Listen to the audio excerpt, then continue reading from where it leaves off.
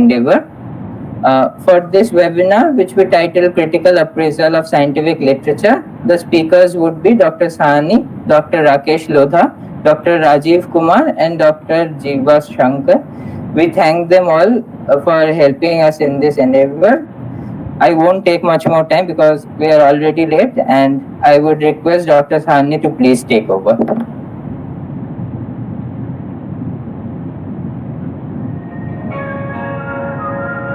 Thank you for asking us to take you through this session on critical appraisal of the scientific literature. Can you hear me? Yes, sir. We can hear you. Okay.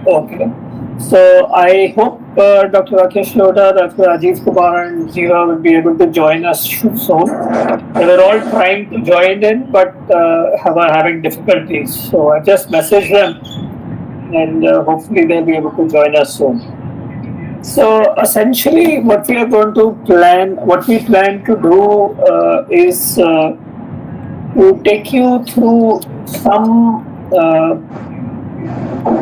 aspects of the critical appraisal of the scientific literature. You may be aware that studies are of different kinds. Very broadly, there are observational studies and there are interventional studies. So observational studies are studies which don't do anything else except observe. So you just make a note of what you see, what you observe over a period of time in a certain number of... This conference will now be recorded. For a duration of time amongst a group of people. This could be a large group, this could be a small group. Very broadly, an interventional study is one in which you intervene. You don't observe, you try and change things. So you could do this by something as simple as introducing a questionnaire and asking people to respond to that questionnaire, and this questionnaire then becomes the intervention. Or it could be as complex as a surgical procedure or a chemotherapy or a drug or a prophylactic measure that you may wish people to take to avoid the occurrence of a complication of a disease and so on and so forth. So very broadly, two kinds of studies, observational studies and interventional studies. What we propose to do is to take you through some of these. Dr. Rakesh Lodha, who's Professor of Pediatrics, will talk to you a little bit about appraising a study which looks at a diagnostic test. So if you have a new test, which makes a diagnosis of a disease, how do you assess that test as to whether that test is good or bad? Dr. Jeeva Sankar will talk to us about appraising the best kind of studies, and those are randomized controlled trials. Essentially, a randomized trial is a trial in which one attempts to, and these are experimental studies, very broadly.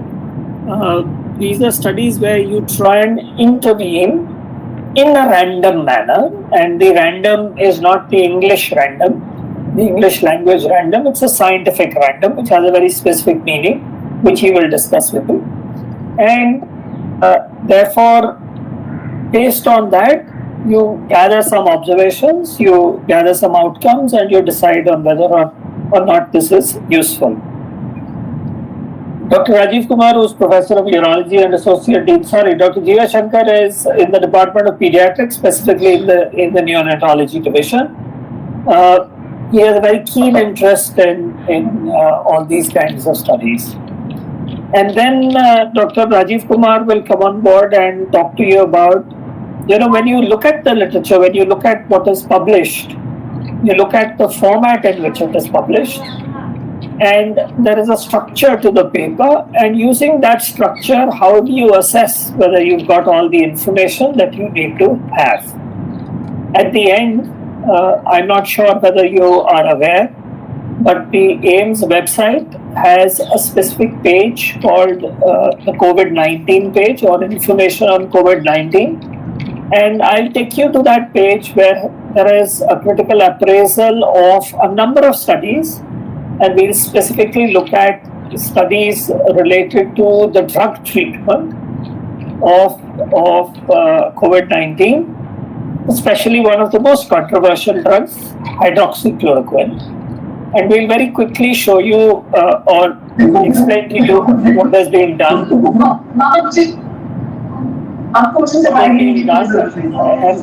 And try and give you a sense of what is how you appraise the literature and how the faculty has appraised the literature.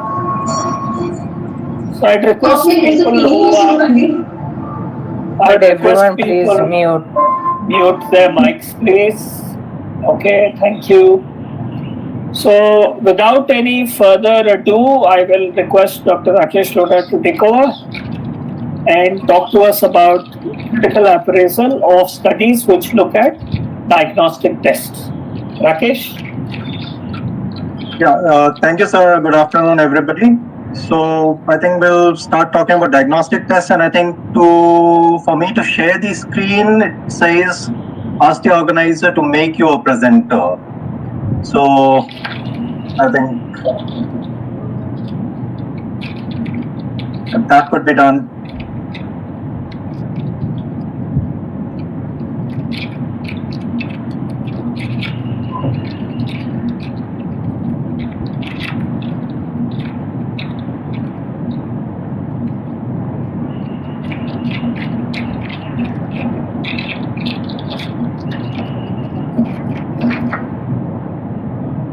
So, whoever's hosting it, could you please do this?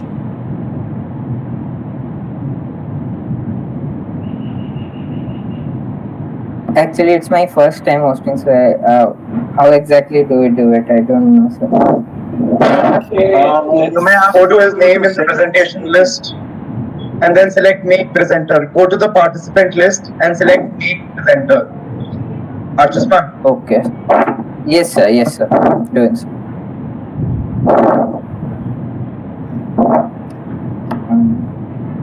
Just a second.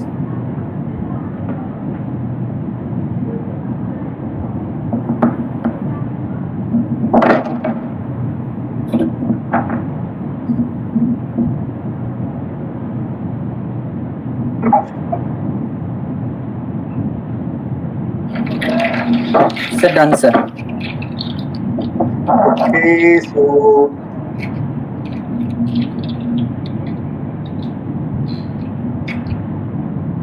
Yeah. Looks good.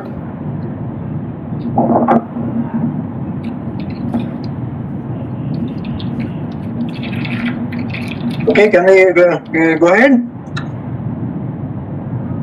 Okay, Yes, sir. so we'll talk about the diagnostic tests in general, a little bit about how these have to be evaluated, and how do we look at, studies and the data that come in. So why do we need a diagnostic test? I think we all use diagnostic tests to overcome uncertainty of diagnosis in a clinical setting. Whenever we are approaching a patient, we kind of come up with a set of differential diagnoses, and then based on how we want to go ahead, we may decide to choose a diagnostic test so as to we are more sure about a particular diagnosis. Accordingly, we would start appropriate treatment, define the clinical course, prognosticate the patient. At the same time, we don't always use a diagnostic test in our day-to-day practice. So let's say maybe 5 months earlier or 6 months earlier, a child who would come to the OPD with a 3-day history of fever, runny nose, mild cough, not having any respiratory distress, and on examination doesn't have any signs of sickness or severe sickness, chest is fine, we would have just given a label of upper respiratory tract infection, possibly viral, and we probably would have just advised supportive care and send the child back, explaining what is to be done at home and what needs to be when the parents need to get the child back. Now, the same situation at this time point, because of the pandemic, the COVID, one may be interested in knowing whether this particular individual has COVID infection or not. So it would depend on many of these things. So many of the times we kind of look at a clinical situation, make a set of differential diagnosis, we decide upon treatments empirically, but then for many conditions we need a more definitive diagnosis. So nobody, is going to treat the conditions like malignancies on an empirical basis. They have to have a tissue diagnosis, more certain diagnosis, extent of spread, and accordingly one is going to decide about treatment. So this is in brief about the need for diagnostic tests.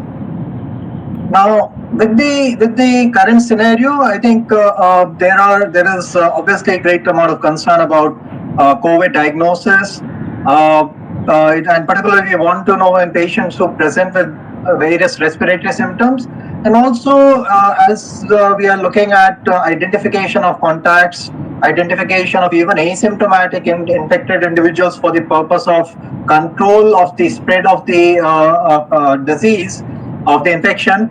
We are interested even in looking at infection in asymptomatic individuals. So in general, as with any other infectious disease, our options would be detection of the pathogen, and typically we are relying on respiratory tract samples. We look at a PCR-based test which detects the RNA of the genome of the virus. At some time point, it may be good to have an antigen detection test which may come in as a rapid test. The other methods are detection of immune response to the pathogen, which essentially depends on antibody detection in serum. Then we could look at other non-specific markers. So whether a chest X-ray or a CT scan findings could be suggestive of COVID. And then there are various kind of scoring systems which may look at trying to identify who is at risk of serious illness, or on the other hand, identifying maybe, this person is a low risk, could possibly be managed at home, and so on. So this is what we would want to know. Now, in the current scenario, as you all would have seen, that the publications are now just kind of coming every minute. You have different set of publications coming in, and our challenge is to judge utility of a particular study, and in the current scenario for diagnostic test, whether the test is going to be useful or not. So let's look at an example.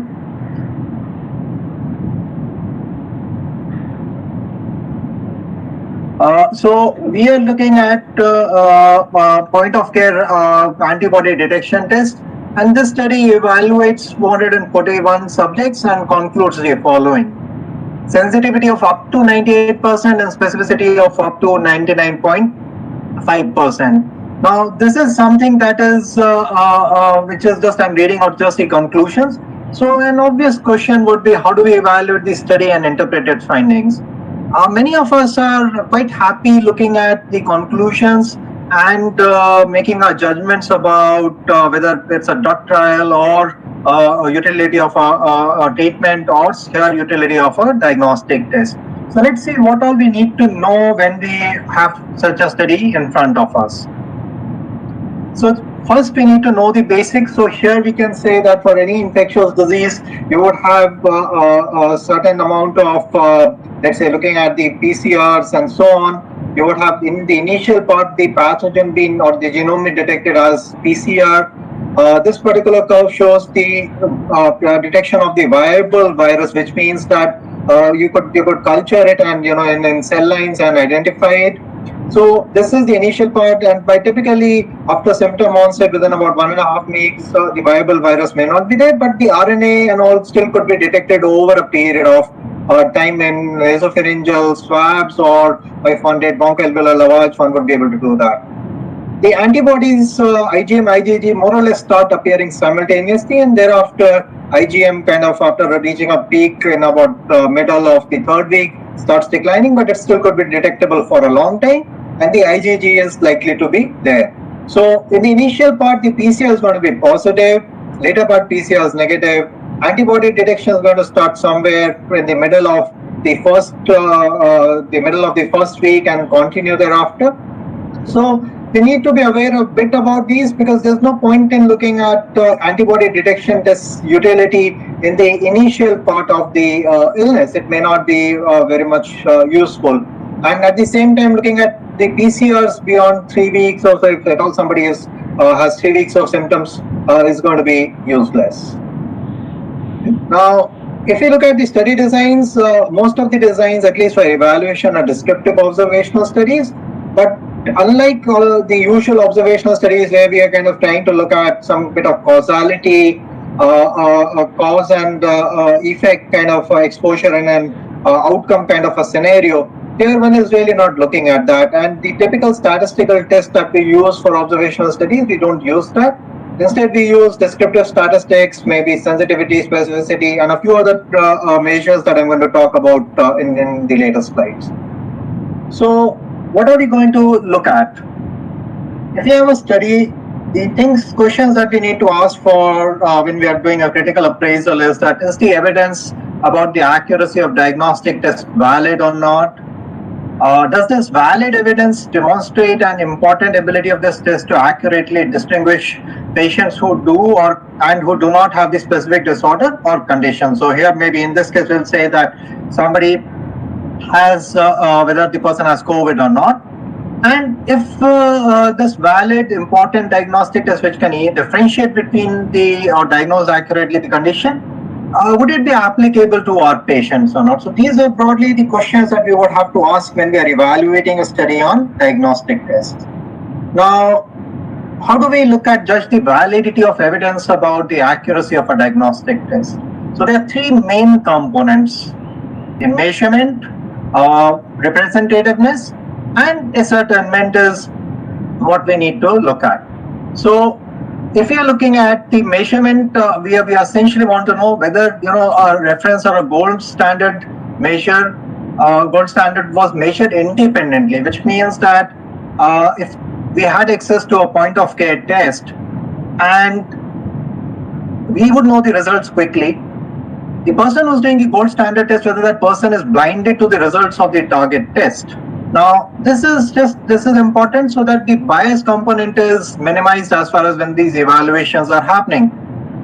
Anybody who's doing a test or a study has a hypothesis. You could say there would be some bit of bias in anybody who's looking at a study, and we just need to make sure that whether these biases have been taken care of or not. The second important question is whether it is representative or not. Now, what does this mean? Whether the diagnostic test was evaluated in an appropriate spectrum of should be similar to those in whom we would use it in our practice. So whenever somebody is developing a new test, the first round of testing or evaluation happens by collecting a set of samples from people who are known positives. So here in this case, it would be people who are confirmed to be having COVID infection. And then you could possibly pick up samples, maybe something which had been stored a year back, and say that, okay, at that time this virus wasn't around, so these were for sure negative. People didn't have this infection, and compare the two. Now, if this is the only thing that we're going to base our evaluation on, there's going to be a flaw, because if we knew for sure somebody has COVID infection, we don't need to do the test. The test is used whenever we have uncertainty, as is the scenario that I mentioned, maybe a child who's coming in with acute respiratory symptoms for 3 days duration. So we need to look at whether the study addresses this part or not. The other component is that whether the reference standard was ascertained regardless of the diagnostic test result. So it could be possible that somebody did a point of care test, that test is negative, and thereafter people decide, okay, there's no need to do a more expensive test like RT-PCR and let it be. Now this is going to induce get a bias into the study, and the results would not be valid. If I'm reading a paper which we are reading, if we find that one or more of these 3 tests, the paper fails on that, or the data fails on this, then we need to see whether it's really a serious flaw. If it's a serious flaw, then there's not much point in looking at the specific numbers or the mathematics part of this particular thing. Now, when we go on to if we are clear about the methodology, then we are essentially going to look at the ability of this test to accurately differentiate or distinguish patients who do and who don't have the specific condition. So here are the familiar terminology, that is specific sensitivity, specificity, positive predictive value, negative predictive values, and likelihood ratio. And for certain studies, you may have what people call as area under the curve, wherever ROC curves are drawn, or diagnostic odds ratio. We'll just touch upon a few of them just before we go further.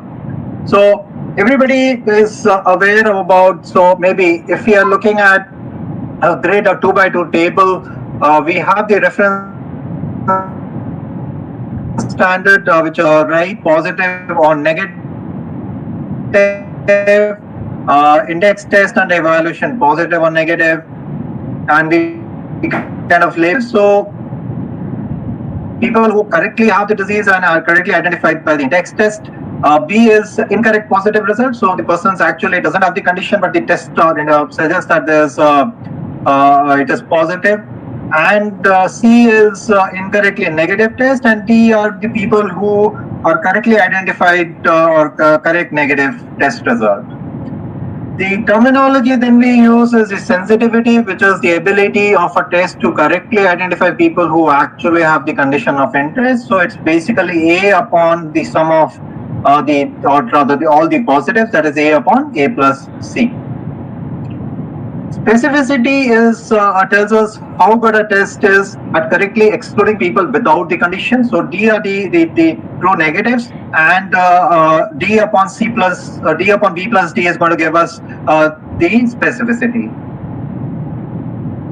Then comes the issue around positive predictive value and negative predictive values. So it essentially is a question that we ask, that if a person tests positive, what is the probability that he or she has the condition of interest, that is A upon A plus C, the ones which are truly positive upon the total positives with the index test.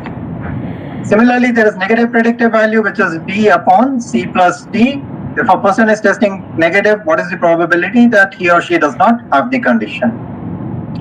Then there are other concepts of likelihood ratio, which kind of talks about how much more likely is a positive test to be found in a person with the condition than in a person without it, and a value which is on the above one and far away from one is going to be a pretty useful test. A negative likelihood ratio kind of gives us the other way around, that how much more likely is a negative test to be found in a person without the condition than in a person with it. Now let's look at some examples. So let's say we have a test which gives us this grade A upon which is your two positives are 950, B is 200, C is 50, and D is 800. So let's look at how do we calculate the sensitivity, specificity, positive predictive value, negative predictive value. In the interest of everything, I'll just run you through this calculation. So here we can see the sensitivity of the test is 95%, specificity is 80, that is 800 by total of 1000, which is B plus D. Positive predictive value is A upon A plus B, that is 83%, and negative predictive value is D upon the C plus D. Now here we can see that the numbers of people who had a positive reference test for 1000, and the same is true for those who had a negative test, which means that the prevalence of positive test was 50%. Now let's look at another scenario where the percentages are different. So if we had a scenario where the prevalence of the positive test were only 1000 and the total population was 11,000, in that case, what happens to sensitivity and specificity?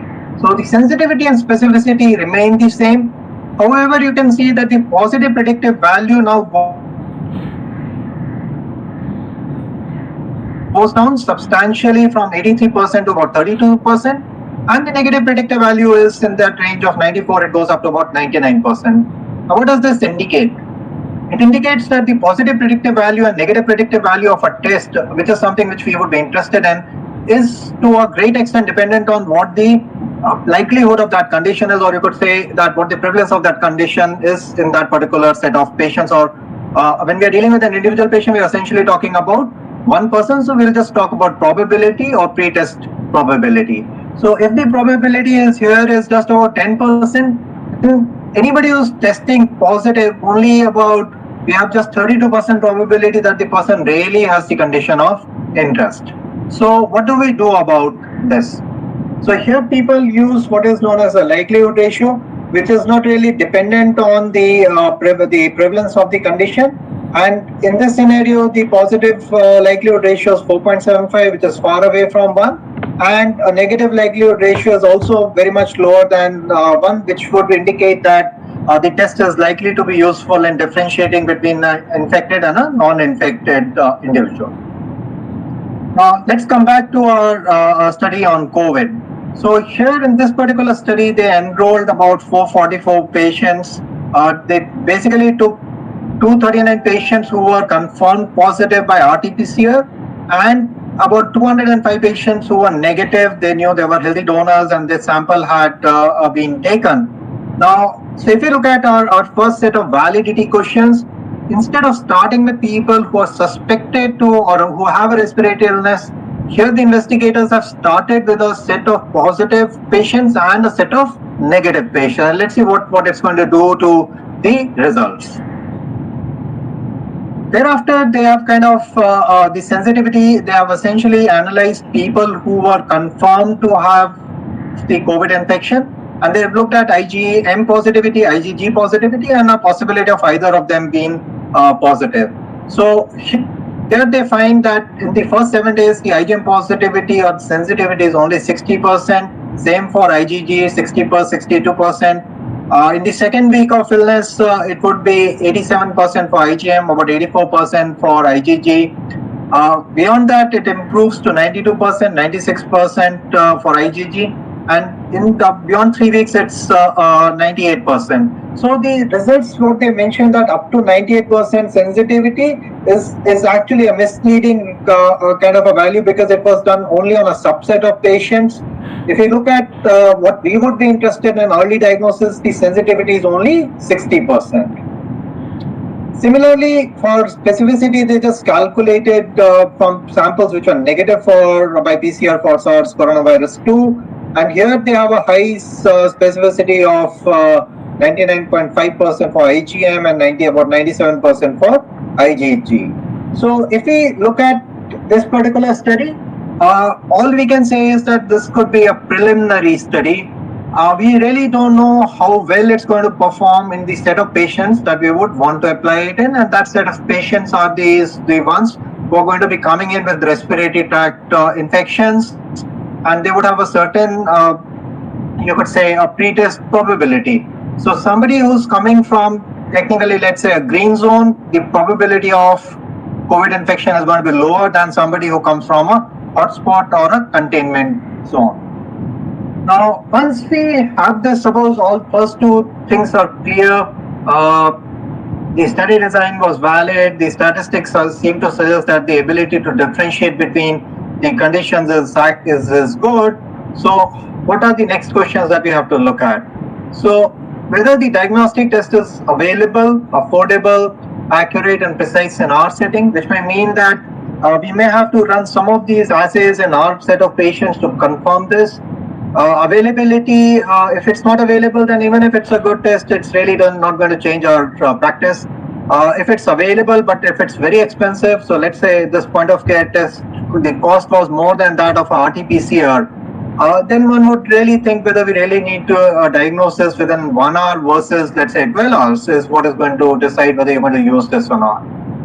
The second question that would be there is that whether we can generate a clinically sensible estimate of our patient's probability. So, which means that when the patient presents to us, do we have some kind of an idea as to what that probability would be? If the probability is very high based on the clinical features or certain, phenotypic presentation, then probably we don't need that test.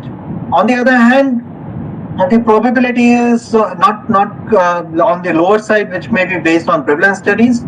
So currently, if you look at the prevalence of COVID, it would be rather be low if you look at per million population and so on. So we really wouldn't be able to make that out, and we would need a test to confirm it. Next thing, we need to look at whether the study patients are similar to our own. So in this particular study, if they took in only the hospitalized or severely ill patients, their characteristics would be different from somebody who's presenting to you as in the outpatient or the emergency department with mild symptoms. The other things that we need to know is that whether the resulting post-test probabilities would affect our management of the patient or not. So as I said that at this time point, even mild cases, we are supposed to admit them or observe them. And therefore, it's important to know whether somebody has COVID infection or not in a setting of a respiratory tract infection. On the other hand, if tomorrow, let's say, it's really widespread and we may not be able to hospitalize everybody, in that setting, all we are going to say is that, okay, somebody who has mild symptoms, we don't need a rapid test, we don't need another test. All we are going to do is advise that person a bit of precautions, home isolation, and a follow-up in case there is any worsening of symptoms. And we may just limit our tests to the more severely ill patients so that if we have to hospitalize them, we could hospitalize them in a separate area of the ward or ICU rather than keeping them with other patients. So to summarize, the studies that reporting a diagnostic test need a careful review. We can't just go by the abstract and what's mentioned in the conclusions. We need to carefully appraise the study on the study design, whether the study design is valid or not, whether the test looking at various metrics, sensitivity, specificity, likelihood ratios and all, whether it's a good test to differentiate between the conditions that we are interested in. And finally, if some test is developed in another country or another area, we need to look at whether the test is going to be useful in our setting or not. So I think this is what I had to present, and maybe now or later on we could just take the questions as to relating to this. Thank you.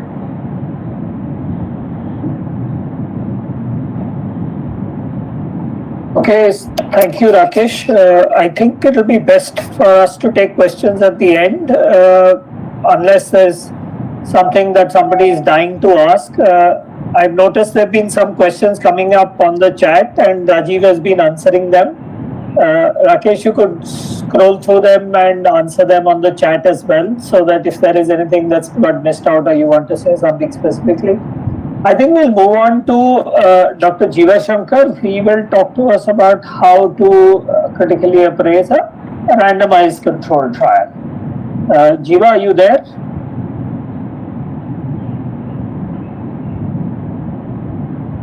Hello? Hello, I'm there.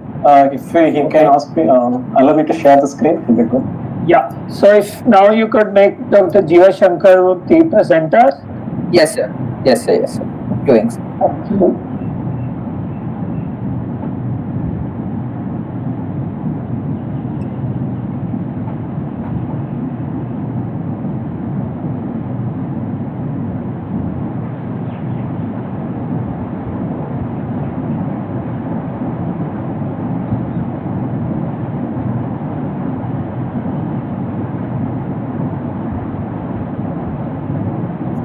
I have made him the presenter. So. Okay, fine.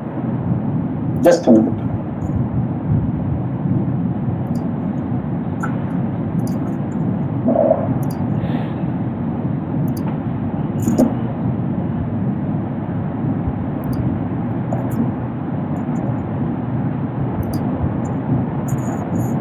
So can we start? Hello? Yes, please, Jeeva. Please go ahead. Yeah. So I will be briefly touching upon how to do a critical appraisal of randomized controlled trials, RCTs. There are many checklists and tools available for critical appraisal, and particularly for RCTs, there are many available on the net. And there are CEBM, BMJ clinical practice, and so many other checklists. This is one of the checklists which has been used frequently by researchers and reviewers, and that is Critical Appraisal Skills Program. It has its website, which is www.casp-uk.net. You have the checklist available on the site, and then they have also tutorials. The same way for many other websites, they have tutorials, and it's much easier to go through these websites if you have any specific questions. So this checklist has has been divided into three major sections. The first section deals with whether the results of the study are valid, and if they are valid, then what are the results, and if these results will help us locally. That means it will help in my own clinical practice. So these are the three major domains in which you critically appraise a randomized control trial. These three domains will have 11 questions. We'll talk about these 11 questions, and I will briefly touch upon these questions as and when the need arises. The first question in the section A, that is the results are valid or not, is did the trial address a clearly focused issue? So we are talking about a focused research question. So this checklist will say that whether you have yes or no or can't tell. And how do I know that this has addressed a focused question or not? So basically you have to look at what we typically call as the PICO format. So the population, intervention, comparator, and outcomes. So the study should have a clearly focused research question with these components. Should have a population, should have an intervention, you have a comparator, and outcomes. If the PICO itself is not clear, then it's very difficult that it is to understand anything from that study, and it is possibly not addressed a focused issue. I would give an example to make it clear. And where do we look for this? For this PICO, population, intervention, comparator, and outcome, you have to look at the methods section. And this, I will, for example, for today's discussion, I would take this trial of lopinavir, ritonavir in adults hospitalized with COVID-19, published in Edition just a week ago or so. And as I said, the question should have the components of population, intervention, control, and outcomes. So here in this study, published in Edition, they had a clearly defined population. It is hospitalized adult patients with confirmed SARS-CoV-2 infection. The intervention was lopinavir, ritonavir, twice a day. In the doses were mentioned for 14 days plus standard care. So the intervention group received standard care, and on top of that, there will be antivirals for 14 days. The control group is one which received only standard care.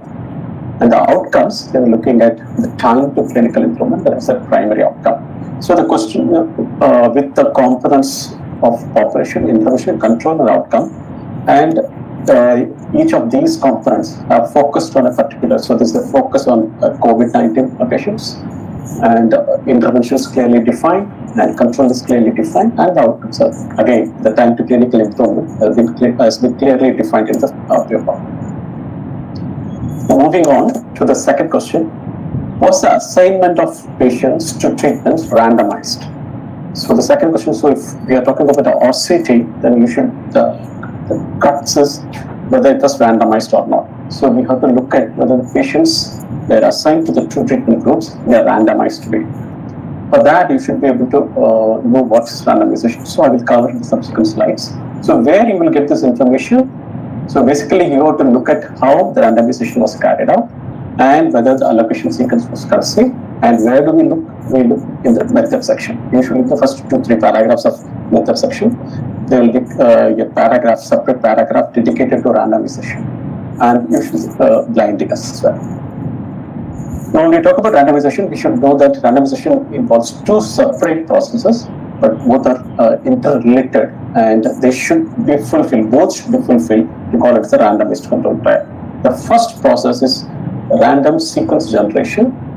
The simple way of sequence generation is just to toss a coin, or you can use this random number table, or currently we all use the softwares and online programs which are available. There are websites which will give you the randomization list. That's the random sequence generation. And the second part is the allocation concealment. So both have to be fulfilled to call it as a randomized control trial.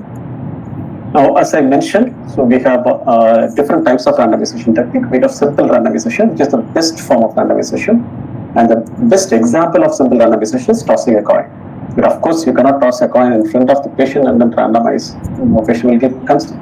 So you have to use something else, and that something else is usually, sorry, I don't have a slide. We have different softwares and online programs to which you can generate the random sequence list.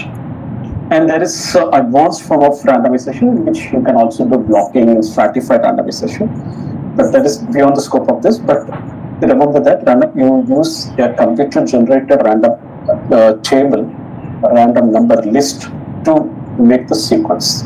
Now, once you have made the sequence, you have to conceal it till the patient has been enrolled. And then when you are going to randomize, till that time, you should not be able to guess whether the patient will go to intervention group or control group. If you are able to guess and that happens, you are able to guess, and then you can sort of play around. Okay, this is a good prognosis patient, that's why I want him in the intervention group. And this is a bad prognosis patient, and that's why I want that patient to be in the control group, so that your treatment looks better than actually what it is. So that is what we call as a selection bias. Means you're selecting a particular group into one intervention group as a control group, and one particular type of patients to another group. And that is selection bias, which cannot be addressed by any statistical methods. Like once selection bias is gone in, you cannot address to a large extent. You cannot address by any methods of analysis. Now, how do you ensure allocation concealment? So basically, there are 4 methods by which you can do allocation concealment. You can have sequentially numbered, opaque, sealed envelopes, in which the envelopes will have a slip mentioning that which describes what group the patient should go to. And that slip is inside a sealed envelope, which that envelope should be opaque and should be sequentially numbered. So when a patient is randomized, you open that envelope, you tear it, and then you take out the slip inside and then see, okay, this patient goes to this group or the other group. So till the patient has given consent and you randomize, you do not know what is there in that slip, and that is allocation concealment. The better way would be to use pharmacy control for this, but this is only applicable for a drug trial. So you have drug, interventional placebo. If you can make the placebo also similar to intervention and give, for example, you got tablets, 14 tablets to this group, say similar looking 14 tablets of placebo to the other group, that would be the best way. And or you can give the containers, just the numbered containers. Instead of tablets, you can give the strips, you can give the containers having the same, for example, as syrup. Then you can give, for example, zinc and placebo. You can give zinc in one bottle, placebo in another bottle. Both bottles should look the same, and the taste and everything of the content also should be the same. And nowadays, people are moving towards central randomization, in which there will be a helpline number. If a particular site is going to enroll a patient, the particular site, the research staff will call the central line. The central line, it might be automated, or it could be a person sitting there, and they will cross-check the inclusion and exclusion criteria. And then once it's fulfilled, once all the criteria are fulfilled, then the person sitting there will say, okay, you can go ahead, and this patient is randomized to this group. So till the time I call the central line, I will not know whether the patient will go to this group or that group. So these are the best methods of doing allocation concealment. So randomization includes 2 components. One is sequence generation and concealing the sequence till you randomize. Both should be fulfilled. So let us examine what they have done. So they mentioned that there's a permuted block randomization sequence, including stratification. So they used a stratified block randomization. It was prepared by a statistician not involved in the trial using SAS software. So basically they used the software, the statistical software, to generate the list. Now, they also talk about the allocation concealment. To minimize allocation bias, we performed allocation concealment with an interactive web-based response system until randomization was finished through a computer or phone. So they used the last method which I mentioned, central randomization. So they had an interactive web-based system.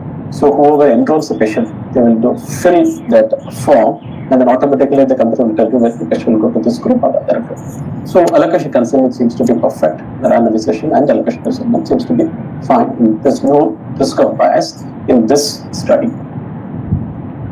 Now I'll take the fourth question first, because to maintain the sequence. The next question is whether patients, health workers, and study personnel blind to treatment. Basically, we're talking about blinding or masking. So we are talking about patients, there's our participants, the health workers, the duty team, the treating team, and the research team, the study personnel. So they all were blind or not. So we are talking about blinding. So blinding is basically, it ensures that the preconceived views of the participants or the clinicians or both do not bias the outcome measurement or the outcome incidence. So if I am the participant and I know that I am in the placebo group, psychologically I might not do well and my performance may not improve.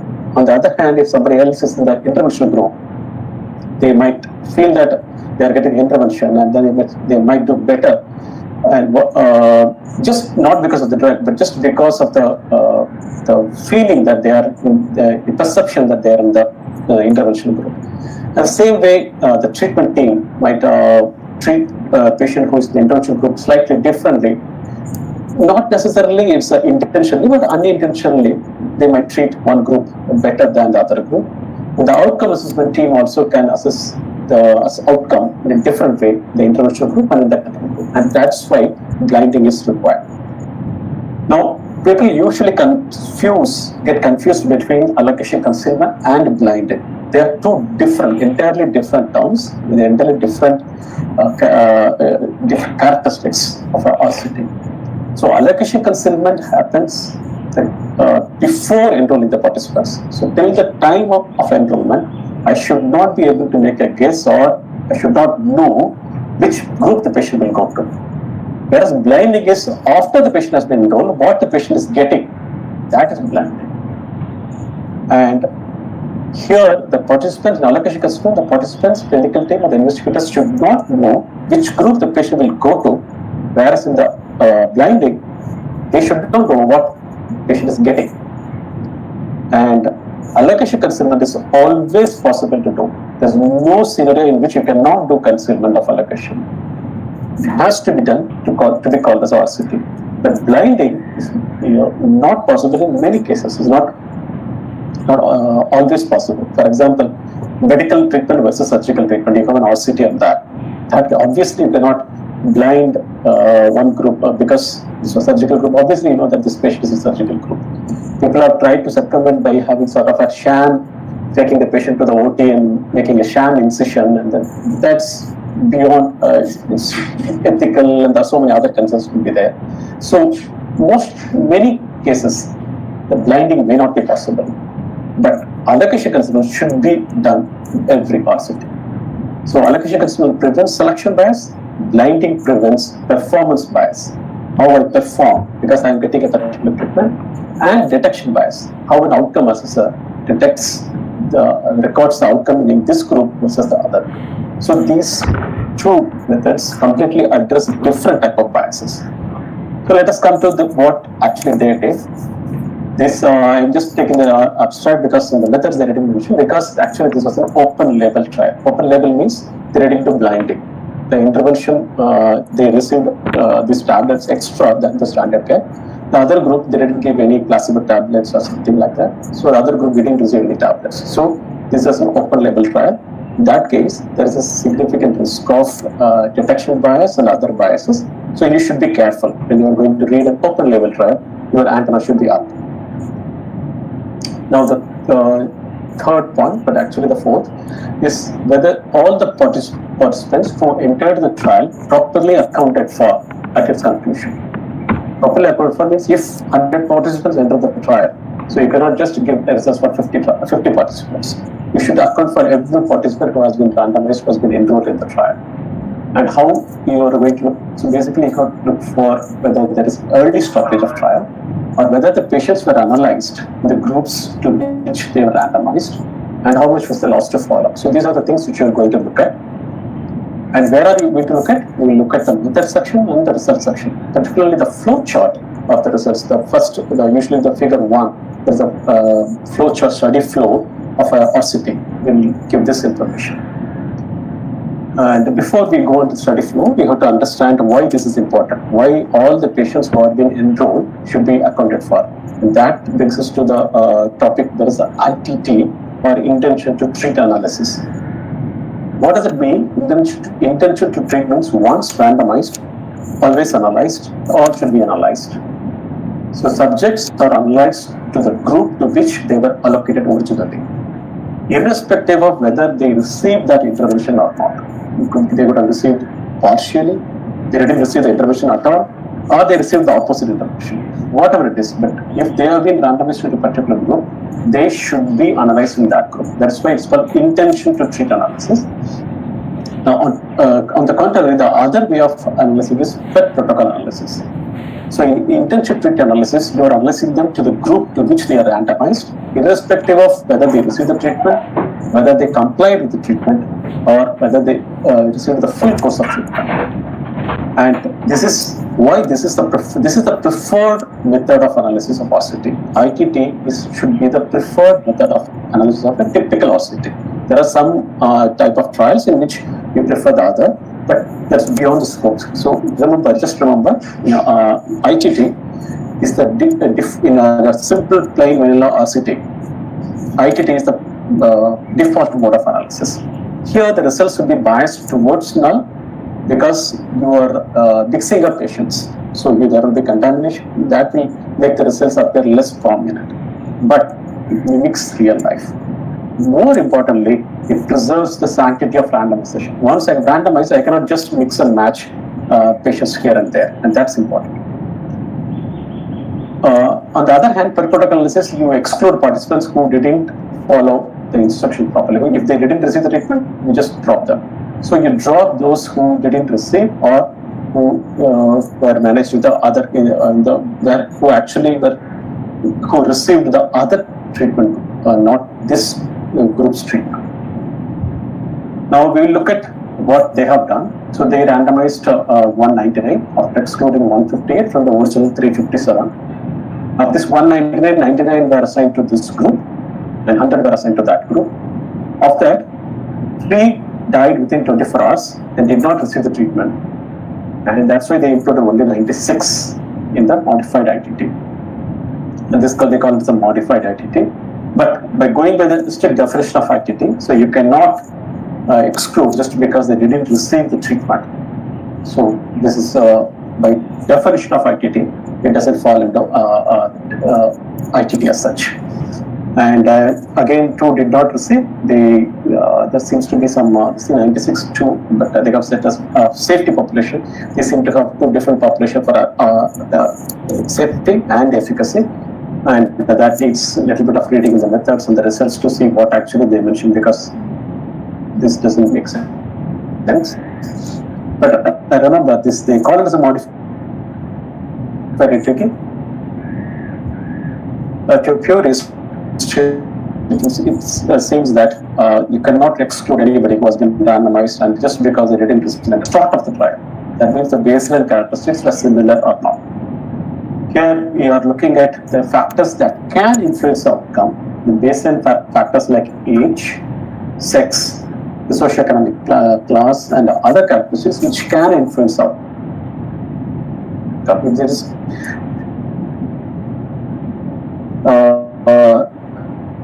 if it is not distributed in a proper, so for example, in one group there are mostly poor patients or moderate patients, the other group has mostly higher socioeconomic status patients. You might get a different result, not because of the intervention, but actually because of this difference in the baseline characteristics. So you should look at whether the patients were similar to begin with. For that, you have to look at the results section, and the results section, you will look at the table 1. Typically in RCT, the table 1 will be the baseline characteristics.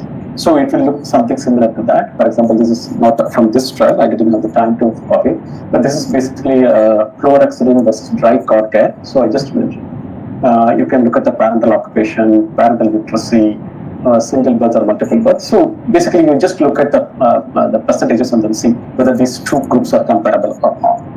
In this study, in this RCT, they were comparable. Moving on, the last part of the first section, that is whether the results are valid, is where the groups treated equally. Of course, one group would have received the intervention, another group would have received only the control. But apart from that, what we call the co-intervention. So all other things, all other treatment, including whether they were subject to a diagnostic test, whether they received some steroids, whether they received something else, ventilation, everything. The inotropes, they're all the other supportive care, other treatments were similar between the 2 groups. So you have to look at the methods and the result section for that. For example, the study which, for the COVID study, So we look at the treatments during the study period. So we are looking at lopinavir ritonavir group and standard group. So vasopressors 17 and 27 seems to be some difference.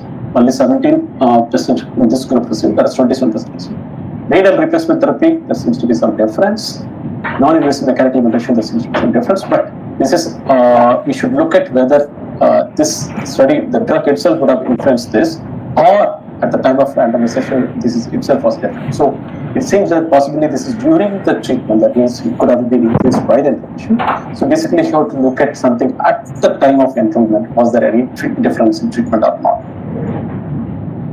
The next part is, what are the results? So till now we have seen whether the results are valid or not. So if the results are valid, because the study results are valid, then only you are going to see what actually is the result. If it is not valid, in the sense there's no allocation assignment, they didn't specify what randomizations, how did they do randomization. The baseline characteristics are very different. In that case, I will not even look at the results to make any conclusions. Now, the results, first is how large is the treatment effect. So you are looking at the treatment effect, then see how big is the difference between the two treatment groups. And what you have to see, what are the outcomes they measured, is the primary outcome clearly specified, and what results were found for each of the outcome. This, you have to look at the results section. So if you look at this study, we have the outcomes. The primary outcome is time to clinical improvement, and you look at the intervention group, its time to clinical improvement is 16 days, and the IQR, that means intracortical range, is 13 to 17 days. The standard care is 16 days and 15 to 18 days, so there seems to be no difference. The median time to clinical improvement, it doesn't seem to be, there's not much difference. And if you look at the difference, 1.3 days they mentioned, and 0.9 to 1.8, it seems that about 1 day difference between the two groups. But if you look at the secondary outcomes, mortality, let us focus on the mortality because it's a categorical outcome, it's easier to understand. 19% died in the intervention group and 25% died in the control group. There seems to be a difference of about 6%, minus 5.8%. But we'll talk about this in the subsequent slide. So 6% in a baseline incidence of 25% seems to be reasonably large. So in one group, 25% is going to die. In the other group, 19% is going to die. 6% seems to be reasonably meaningful clinically to make a judgment about whether this treatment is good or not. But we'll talk about that, whether it is significant or not in the subsequent slide. So that's the large. How large is the difference? Next is how precise is the treatment difference, and that's we talk about the significance and whether what is the precision or the confidence interval. So the precision is given by the confidence interval. So confidence interval is given in the brackets here. So here they have given the risk difference minus 5.8 days. That means the intervention group had mortality of, this is not significant. If you look at the p-value, it will be definitely more than 0.05. So we look at the confidence interval. The confidence interval should not cross the null value. The null value for relative risk would be 1, and for a null value for risk difference would be 0. So this here, this is crossing 0, and that's why this is not different. So the mortality is not different. Even though you find a difference of the null value for relative risk would be 1, and for a null value would be 0. So this here is not, but there is no statistically significant. So you have a difference. Because of mortality. If you have a large sample size. But 1% difference in mortality of 49 versus 50 may not be that much meaningful clinically. So you have to look at whether it's clinically relevant or not. Now moving on, once you find a result and the results are valid, second, the results are significant and they are large enough, then you have to think whether the results will be applicable in my setting. And that's the results we help locally at not.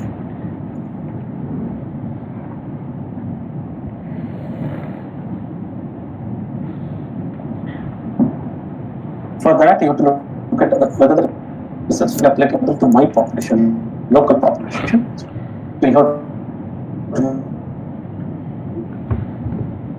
market is covered by a newer clinical setup, same as what but will the research directly be applicable? We don't know. So you have to cautiously interpret the results in that case.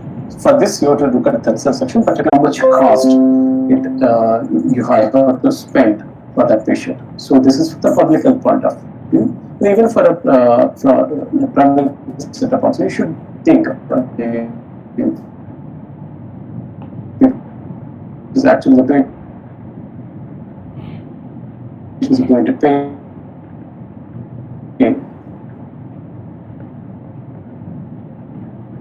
The patient cannot afford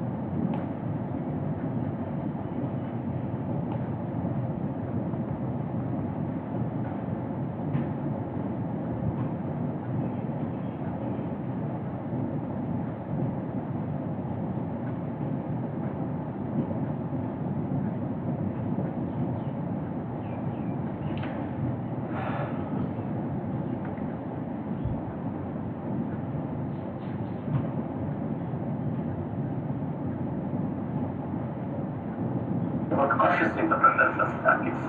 For this, you have to look at the research section, particularly how much cost you have.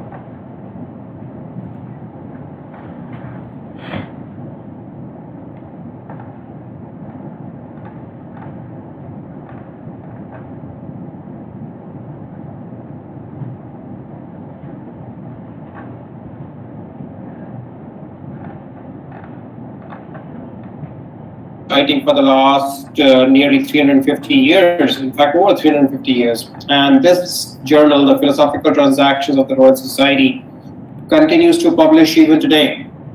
And therefore, why do we write? What is the objective of what we do?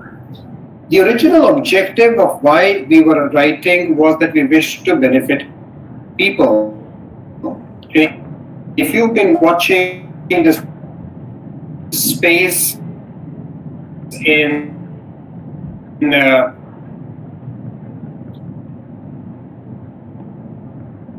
publications over the last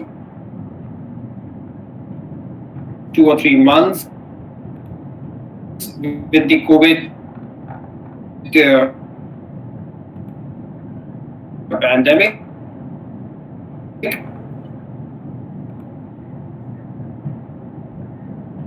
they specify or they show you exactly why we wish to write. None of us really people's experience. What did they do? Maybe about 100 years ago, from when this picture came in, it was very difficult to communicate with people through personal communication, and therefore you wrote and distributed a pamphlet or a journal which more people could read. That was the idea behind writing. But unfortunately, over the years, writing has moved on from purely benefiting mankind to actually benefiting men alone, which means you're now benefiting individuals who are writing almost as much, if not more, than the people who are supposed to be benefited, and that is your patients. Because you now need to write in order to get promoted. You now need to write in order to get grants. You now need to write to get your drugs published or pushed into the market, or your devices pushed into the market. Therefore, the entire premium on writing has changed. And since the premium on writing has changed, it has come with its additional problems of people trying to push inadequately researched work into publication. This then brings up with the problems of writing, and what I'm leading to is the need for critical appraisal. What we write today may unfortunately be unscientific. It may not even be valid, and there are other greater problems which include misconduct. So I looked at some of the chats that you were having while Jeeva and Rakesh were presenting, and some of the questions you asked are very relevant to what is being discussed here. When we talked about not valid, a test which would work in a certain population, let's say somebody was talking about needle biopsies in case of breast cancer, and if you were to look at a population which had a much higher incidence of breast cancer, therefore your test was picking it up, and then now try and put that test into a population which doesn't have that high incidence of breast cancers, it may no longer be valid in that population. Therefore, science which works in one population or with one kind of a background doesn't always work in another kind of a background. Unlike mathematics, if A is equal to B and A is equal to C, therefore B is equal to C, doesn't always work exactly that way in science. And therefore, extrapolation of two different studies into one doesn't work. However, the science that we do influences our practice. Everything that we are now doing in our pandemic management, in our decisions to screen, in our decisions to treat, lopinavir, ritonavir, HCQS, it's coming from what we are reading that's being written in papers. And therefore, if what's written in a paper is not scientific or not valid, we have the potential to harm our patients. That's the biggest problem with publications and publication science. And an equally big problem is most readers cannot make out the difference between good science and bad science. Many people, many practitioners today would purely be influenced by what they are told in either the newspaper or a news channel or a medical representative who comes to them with a new drug. Very few would have either the ability or the time to actually do an appraisal themselves. And therefore, it becomes extremely important that what gets published passes through a sieve that can pick out the good from the bad. This sieve is what are called peer reviewers. These are people who are actually your peers, people with similar background, similar knowledge as you do, who are trying to assess the science that you put out before it actually gets published and be seen by other individuals within your community. Peer review, that which is considered the bedrock of good publication, is unfortunately a flawed science. For example, peer review simply means 3 or 4 other people who are similar to the person who's written an article are reading it, deciding whether it fits science, looks good, and allowing it to go through. Now, these individuals who are assessing their peers' work would bring in their own inabilities, lack of knowledge, biases, prejudices into their decision-making process. And therefore, the decisions they make are also flawed. Some of the important quotes on peer review go to the extent of saying that if you were to swap my accept and reject boxes, I would know which had been accepted and which had been rejected, simply because they were probably both either very good, both very bad, or both just an equal mix. So this suggests that peer review is a bit of a problem, but unfortunately, it's the best that we currently have, and therefore we are dependent upon peer review, which is a critical appraisal in deciding what science gets published and what does not. And that brings us to the question of what is critical appraisal. Now, some of these words have been spoken previously by Jeeva, and therefore they apply not just to randomized controlled trials, but to all science which is published, starting right from a letter to the editor, to an editorial, and covering the case reports, the review articles, randomized controlled trials, meta-analyses, everything has to pass a test that assesses its validity, reliability, applicability, and relevance. Now, I'm not going to explain each one of these words separately. I'm just going to go across how you need to assess different aspects of it. So why do we need critical appraisal? We briefly talked about it. It's primarily because the amount of data that is being generated today is massive. It is quite obvious that there isn't enough research happening around the world that would justify the huge amount of manuscripts that are getting published. All of that could not be excellent top-level science, and a lot of research that gets conducted is unfortunately improper. It includes biases of numerous nature, and again, remember, every bias is not an attempt to cheat. Some amount of bias are inherent in the study design and in the study conduct. So just because we say there is bias, it doesn't mean the authors intend to cheat. It is just a problem with the study design or the study conduct, and often it simply cannot even be removed. Then we talk about invalid statistics, invalid conclusions, and therefore your job in critical appraisal is primarily to sift out what is of value. You function as a sieve. And where do you need critical analysis? You actually need it every day. You can put it into a scientific mold by saying I need it when I'm doing a journal club, when I'm writing a paper, when I'm evaluating treatment options. But the fact of the matter is critical analysis is something you do in everyday life. The fact that you chose to sit for this seminar, spending an hour and a half on a Saturday afternoon rather than watching Netflix, means you made a choice. You had two options.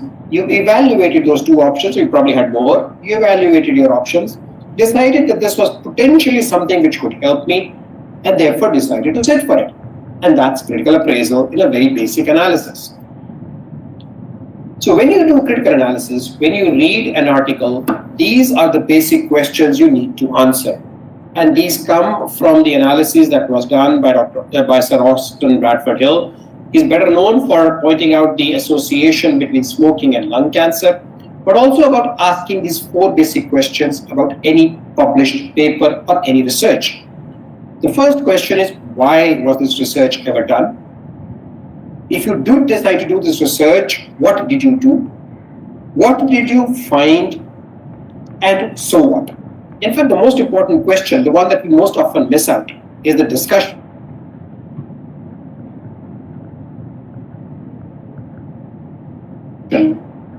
Which is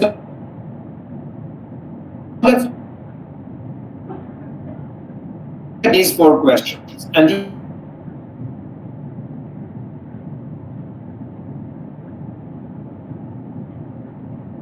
the aspects you should be looking for in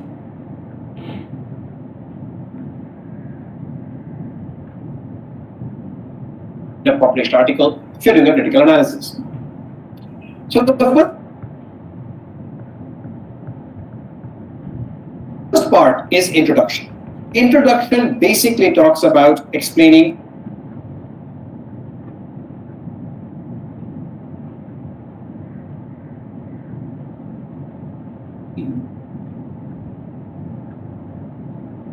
why does this study need to be done, which should describe what was found. This is the first part of every original article. It's also the first paragraph that you will get in a case report, in a letter to the editor, in a systematic review, everywhere. This problem being studied.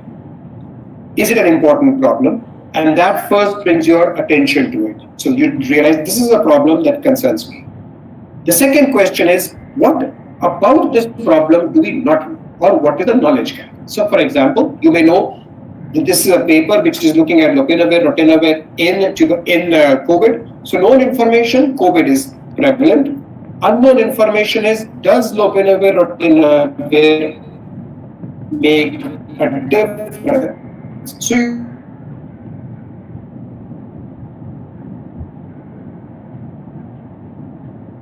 what is the problem?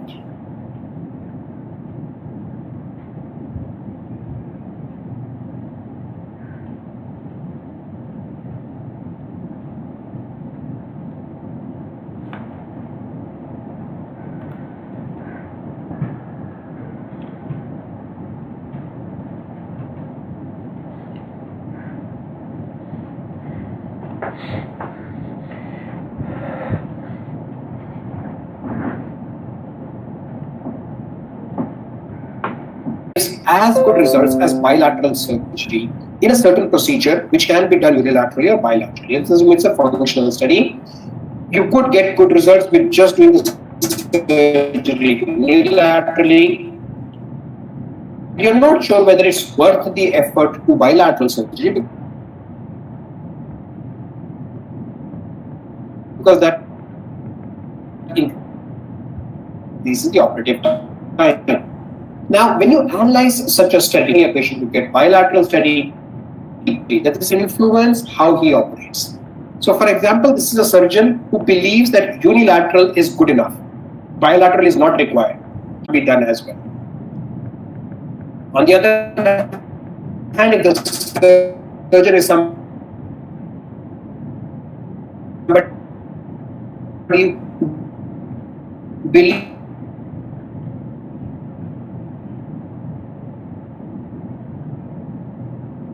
bilateral is the only way to do it, he would do the first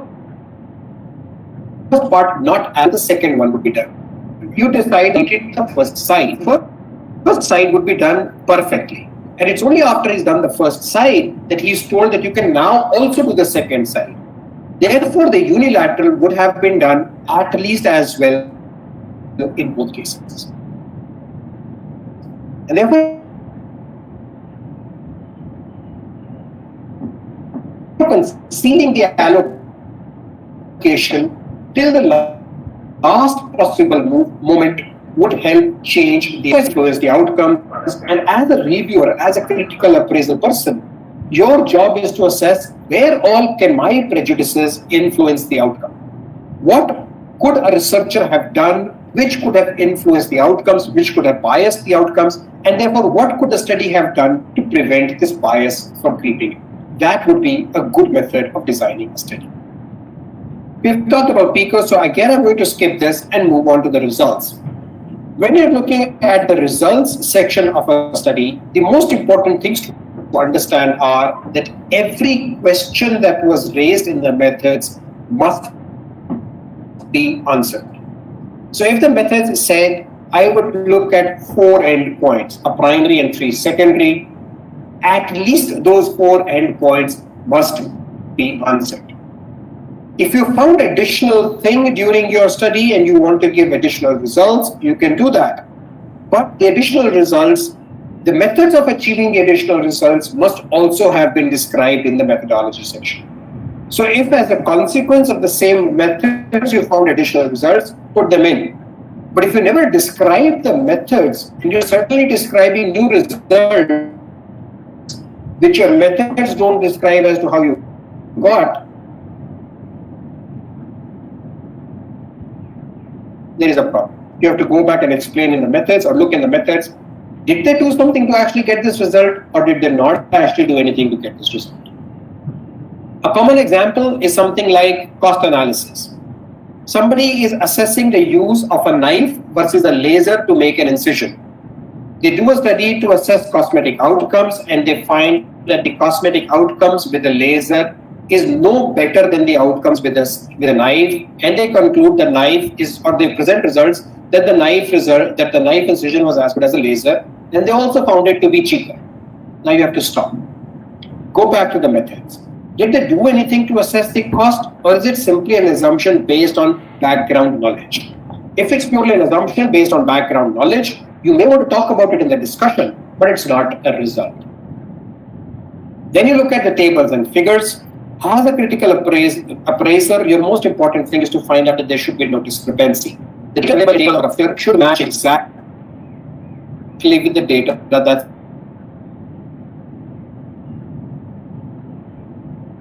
available or discernible from the results. Again, information and tables and figures must not overlap with information in the results. The two should not be giving you the same pieces of information twice, but they should not be discrepant. You also have to be careful that important information has not been hidden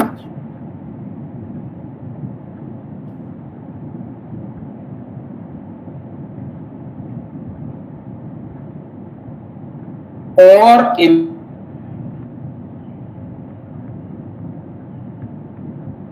images have not been manipulated. So you have to be careful about all of these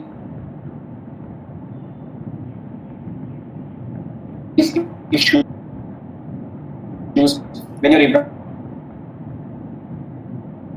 evaluating the tables and figures.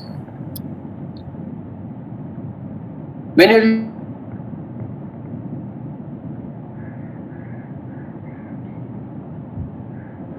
looking at the results,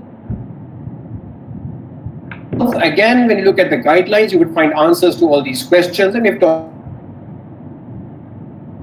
about them when we're talking about the ITT and the PP-based analysis as to whether all analyses are appropriate.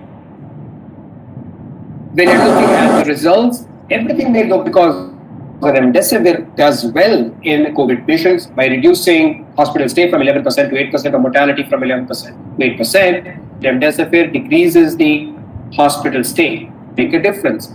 If it changes the mortality, yes, in my healthcare setting. These are the aspects that you need for what they were and what is the importance of those results. Finally would come the conclusions, and again, the most important problem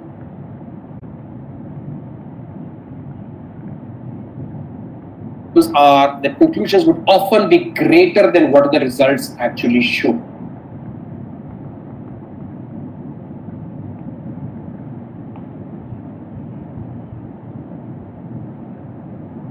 As a researcher, you're almost always invested in your research or in your science. You want it to do well. And even if the glass is half full, you would rather present it as half full. It was only half full. You would not say it's half empty, you would still say it's half full. Just the truth. You're not speaking a lie, but you're presenting a truth with your perspective and not it, which may be unequivocal. That's where your assessment of the discussion and the conclusions, it doesn't merit publication, would get published. That doesn't mean that all that gets importantly, what does it mean for me? Now I think we'll go back to a video feed. Thank you.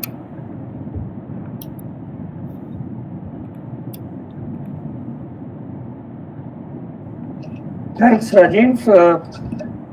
I'll very quickly take you to, I don't know how many of you are aware of the fact that there is a site on the AIIMS website. So possible to make me a presenter so that I can share my screen? Yes.